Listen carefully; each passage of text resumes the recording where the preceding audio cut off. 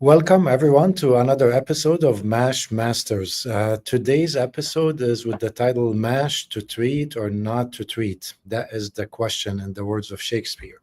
I am your moderator, Dr. Naim Alkhouri. I'm the Chief Academic Officer at Summit Clinical Research, and I also direct the Steatotic Liver Program at the Clinical Research Institute of Ohio.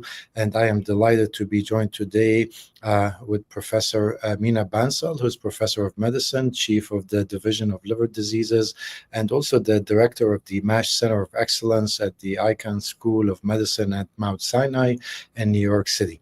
Welcome, Dr. Bansal, and thank you for joining us. Great. Glad to be here. All right, so let's dive into the question for the day. How do you select patients for the FDA-approved MASH therapies? We're very fortunate in 2025 that we have two FDA-approved medications, resmetirom that was approved in March 2024 and semaglutide that was more recently approved in August 2025. So the big question is, how do we select the right patients?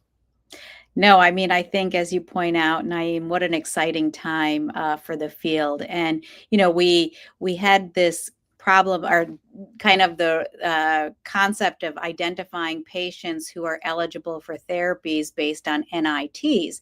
And so I'll share with you the AASLD 2024 guidance that was written to dictate kind of what parameters might be helpful. And I think these are really just guidances, and we can talk about how people outside of these might still be eligible for therapy. So when we talk about liver histology, which, as you know, is what was used in these studies, I think we all recognize that it's rare that you need a liver biopsy, and that we are at the point now where we have NITs that can tell us kind of who's consistent with that F2, F3 range. So this is kind of the Goldilocks slide, as we'll call it, where we have the perfect patients that if you have, it depends on what you have access to. So if you have access to VCTE, the guidance kind of suggests that those between an 8 to 15 kPa are really in the sweet spot for treatment.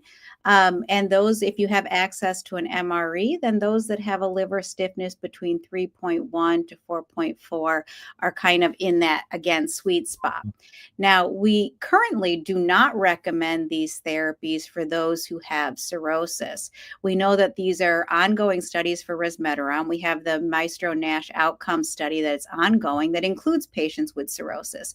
And so it's hopeful that in the future we will be able to treat those patients. But certainly at the present time, it's not recommended, and it's not part of the FDA indication.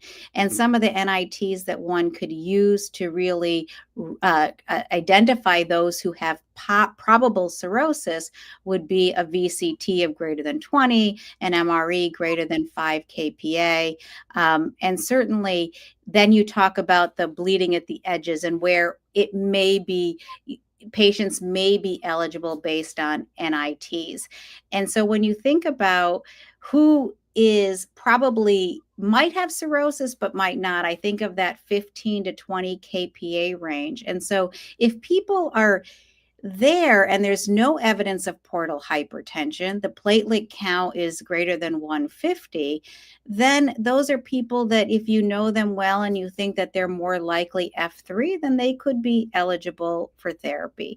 I'll just make a point on the liver histology. Really, the only time that we would do a liver biopsy is if you're not sure what the liver disease is, you're trying to rule out autoimmune or something, rarely needed for staging unless you have really discordant results in your NITs, which is unusual.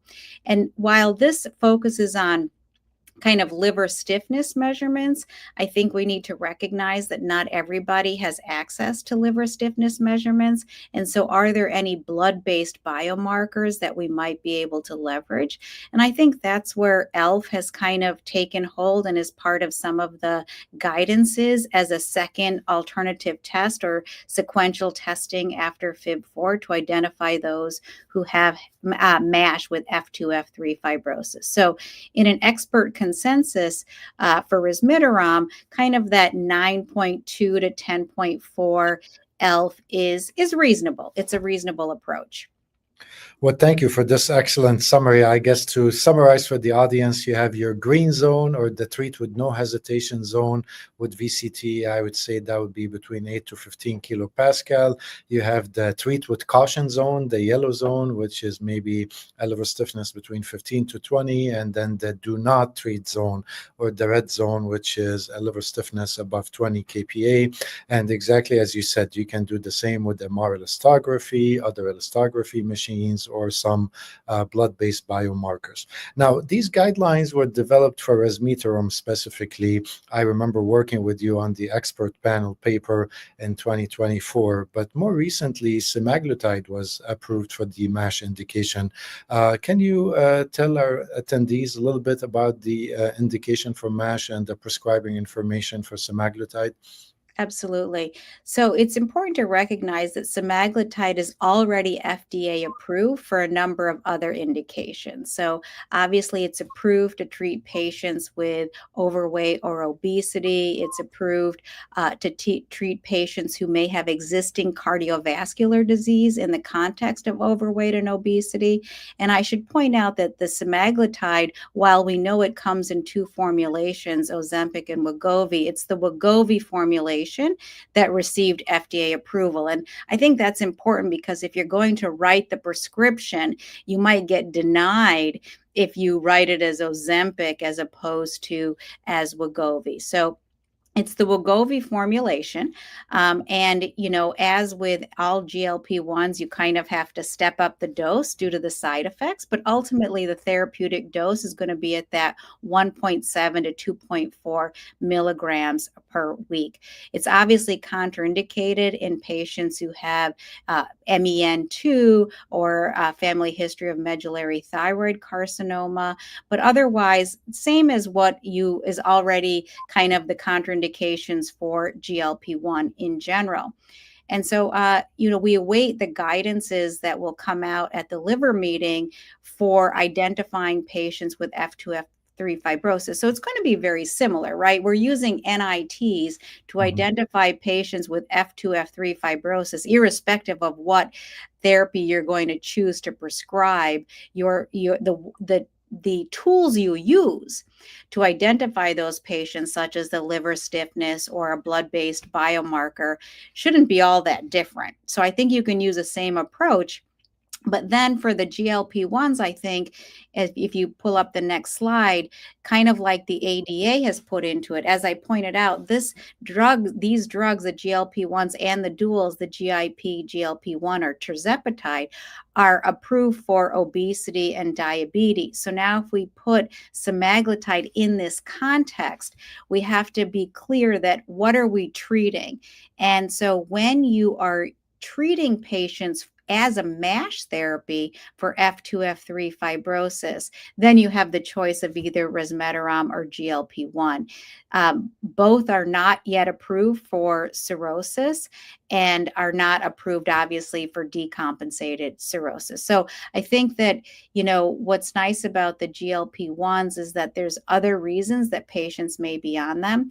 And I think that one of the questions that comes up, and often patients are already on a GLP-1 for these other indications when they come to us as a hepatologist. So they've been on Ozempic or Wegovy for a period of time or tirzepatide, and now you're assessing their liver fibrosis with an NIT. And so there's when you might think about adding on therapy with something like resmetirom if you're still hovering at that F3 fibrosis. I think the biggest thing is you want to prevent progression to cirrhosis. And if you need more than one agent to do that, I think that's the key, because that's when really outcomes start to, liver-related outcomes really start to increase.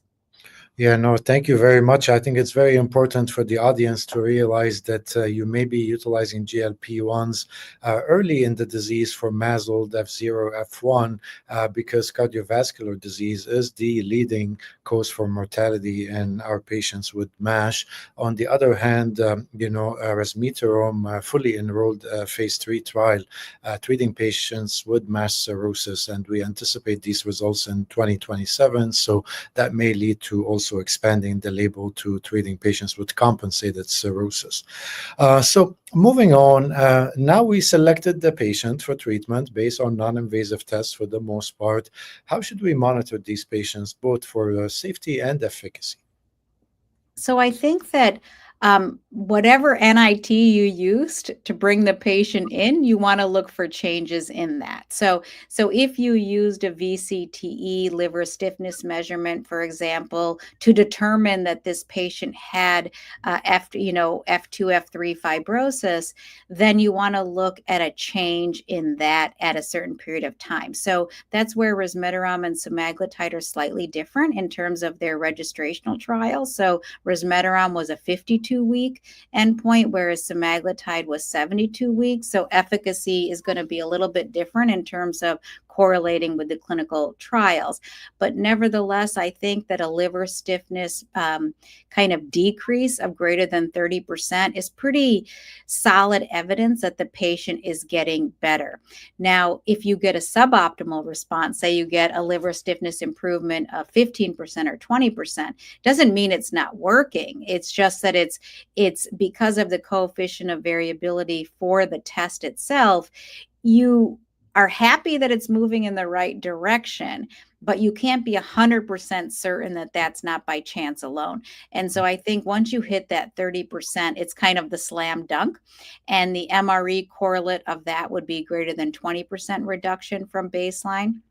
And I think for ELF, if you used ELF for entry criteria, if you see a greater than 0.5 reduction, you're feeling pretty confident that the patient is responding to therapy. So that's really the efficacy. From a safety standpoint, really, neither of them have heavy DILI kind of signals. And so really you should check the tests based on what's happening with the patient. So hepatic function panel for resmetirom was checked at 3, 6, and 12 months. Again, there's no DILI signal, but certainly if you see a reduction in ALT, you are feeling confident that the patient is improving. So greater than 17 units per ml reduction or 20% from baseline would be suggestive of response. For semaglutide, no DILI events either, so you don't need to check hepatic function panel on patients who are on it. If you're suspicious about something, then of course you should. I think the couple things that for semaglutide one should be watching out for is if patients have symptoms of acute pancreatitis. So you just want to counsel patients on abdominal pain, nausea, vomiting, also gallbladder disease for both. You just want to counsel patients.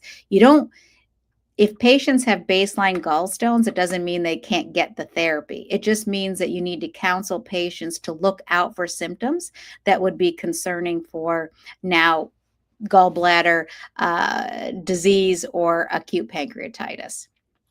Yeah, I couldn't agree more. I think, one of the key messages I like to convey to the attendees is, you're going to rely on liver stiffness or ELF as the main indicator for efficacy, but it's important to look at liver enzymes also, because if you see a reduction in ALT, that means that good things are potentially happening.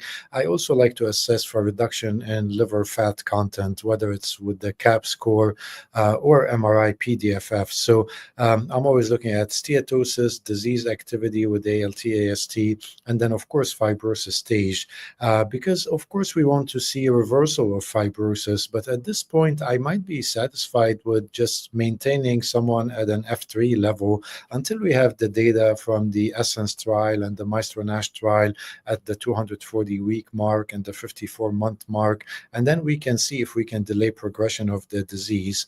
Of course, if you see worsening in liver stiffness, especially if it increases by more than 25 or 30%, that may indicate that the medicine is not working.